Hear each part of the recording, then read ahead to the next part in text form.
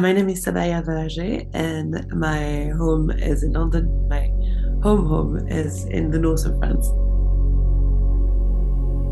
One has probably been Mille Miglia, which is a race car of classic cars in Italy, because it is so incredibly charming and the country is so beautiful when you go around. I loved it, and classic cars is also something that is very nice to see and to enjoy. Is a hairbrush that I have. It's from the I don't know, from the 18th century. It's massive and very impractical, but I love it. It's great, and it belonged to my grandmother. Some cool ones. I have a secondhand position that I really like, which is secondhand jackets. It's also my grandmother. It's like a fur coat, very old fur coat, which I love. Yeah, probably it will be some pieces from my closet as vintage possessions, bags and this kind of things. The King's Trust. I actually am fortunate enough to sit on the young board of the King Trust, which is for me when it was a Princess Trust, and it's a brilliant charity because it gives the chance to people that are your age, the chance of getting out of the street and the chance to have a job, and you can see them thrive when you go to the center. From someone that has nothing to someone, you had a few success stories there. That's someone that managed to build up a business and send it in and sell it and then help himself with other people. So to me that really speaks, because you deal with people that are exactly your age and only on that side of the pool because you are lucky to be born where you were. Was a Mini. My first car was a Mini. Yes, it was. It was, yeah, potentially a prediction for my years to come to London. But it was great. It's a little cart, and I really felt that, like playing with it. He started as well. But yeah. My first pet was a pony. I grew up in the countryside in the north of France with my grandparents, my cousins in a big house, and we had lots of animals, and I inherited all the old, very, very old ponies from my brothers and sisters. And so my first one was a pony called Cabochon, which was a Welsh mountain, and he taught me how to be very resilient in life.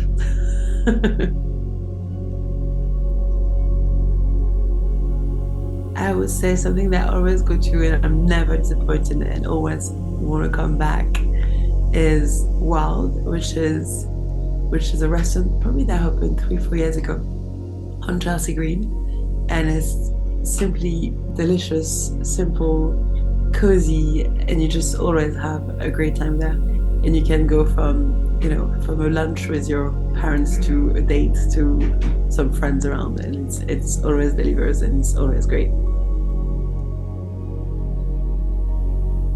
It would be roasted chicken with a gratin dauphinois as a side, because obviously I'm French and that's what we do. Some kind of sang salad and an apple crumble. Was for someone that invited me to a very special weekend and has the luck to have absolutely everything. I'd ask him after the weekend to come and meet me on Savile Row, and I gave him a date. And then he didn't know what I was doing, and I brought him to a friend's shop called Arthur's Sleepers, and I gave him as a gift some made-to-measure shoe, and he had to put his feet into the shoe with the sole extract. And I didn't know at the time that he had the back issue, and he told me that was the best gift he ever received, and to this day he goes back to that brand, which is super cool, and makes his shoes there.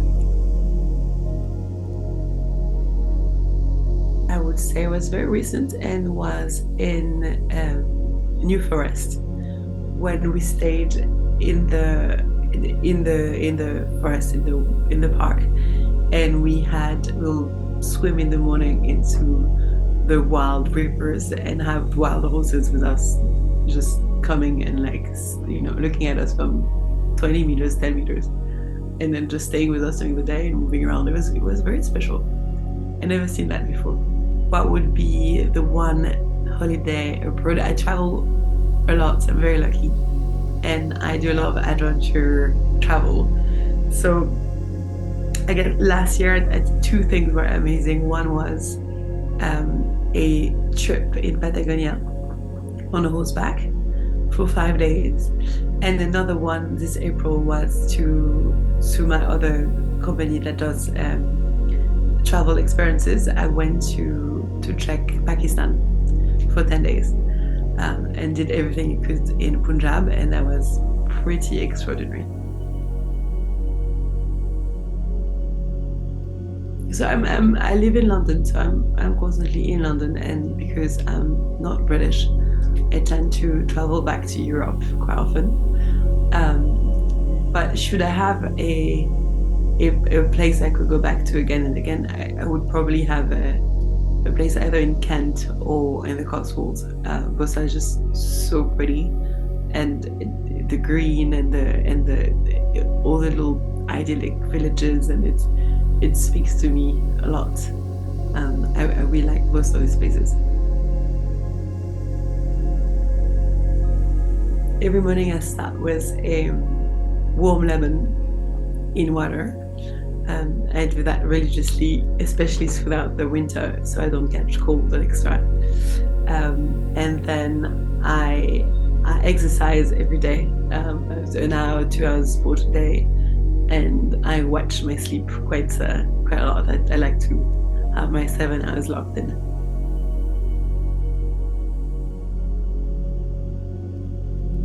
I guess my first job as a student, or to kind of get money on the side, was to be a rider. I was paid in a stable in the summer to ride the horses for people.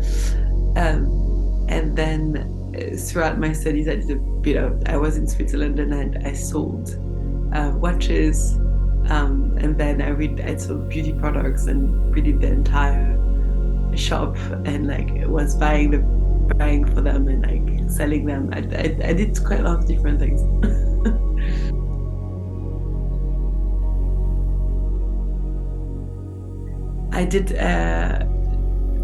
I started a vet school, and then after a year I switched and I went to do law. So then I graduated from law in France. And then I was not entirely sure I wanted to do law. I was not passionate by it. And I did more this as a solid background. And I had a few friends at the time that moved to London. So I was like, okay, I will go to London for 6 months and do an internship. And my father was an architect, my mother an interior designer. So I always had a thing for properties.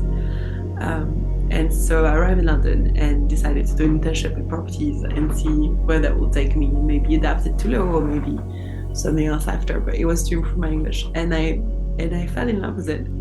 And from that company, it was a guy, a really nice guy, but it was a very start. And we started, I remember, in the lower ground floor in a basement with one computer.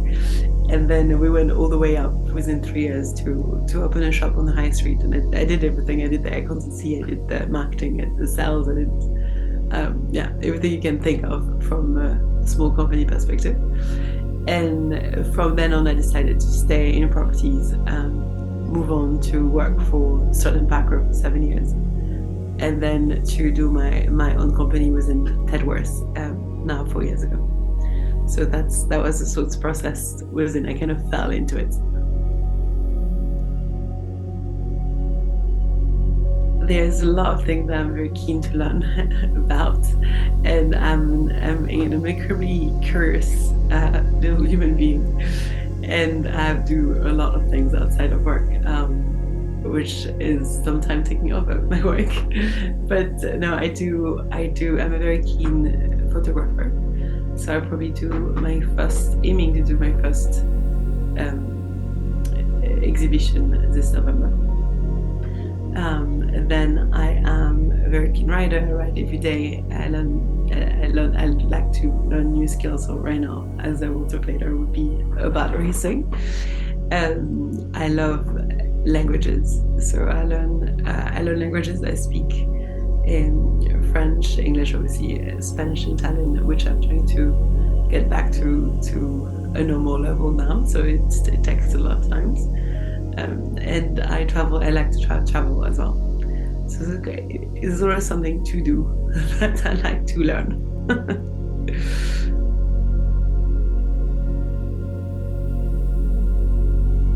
To be a lifetime of mine is just to be, an early riser, because if you wake up and start your day at 6 a.m., by 12 you already had an entire day, and yet you have another afternoon where you can do more things and develop more skills outside of your work as well.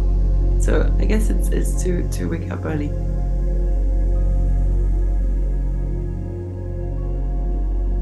Throughout anything you do in life, consistency is key.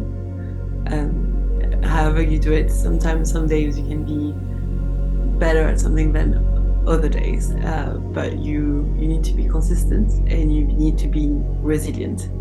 And if you manage to have both, usually you can get pretty much anywhere in life. And the best advice I would give is you're the captain of your own ship, and you have to create for yourself your own opportunities.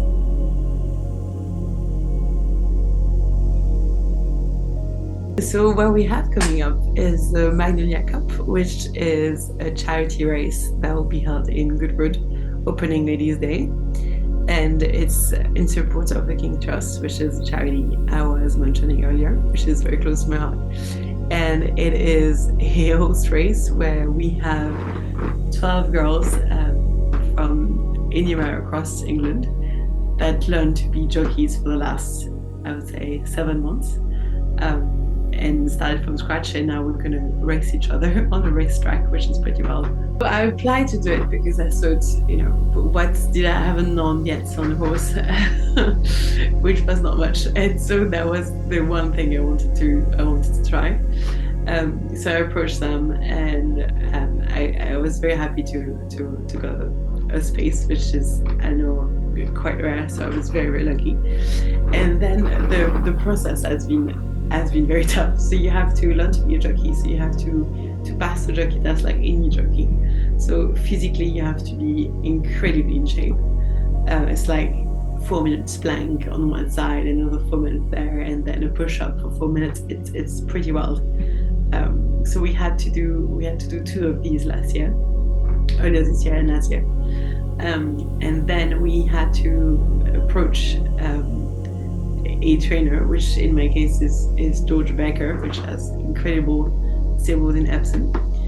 And we approached him very, very kindly. He offered to train me, and you have to, even though you're a very good horse rider, which I believe I am, you have to start from scratch. So it's a completely different sport, and I didn't really know what to. I assumed that I would, but I actually didn't know. It is pretty scary. So the horses that are quite fresh are athletes themselves, and then you have to be on them and teach them how to slow down, essentially. So I'm starting to have quite big arms and shoulders and a very strong back, and then you have to learn to go shorter and shorter and shorter and shorter on your stirrups, and essentially fly as you ride a horse that's 40 miles an hour. So it's definitely comes with a lot of adrenaline, especially when you ride your first horse at 6:30 a.m. I thought that would be very, very quiet and calm and chill, but I'm actually starting to be a bit not worried, but anxious about. I hope that everything is gonna work out, and the start will work out, and everyone will be on their horse and no one falls. But it's incredibly exciting to be launched like rockets on these horses on a 7 furlong race. in Goodwood. It's an incredible opportunity, and I think it only comes once in your lifetime. So for this, I'm very thankful, and it comes after 7 months of waking up at pretty much 5 a.m. 4 times a week to go and ride, whether it rains, storm, snow, or it's a good weather, which we're lucky enough to have in the last month. So it came with a lot of commitment. So yeah, I'm quite happy to get to the end of it and very excited.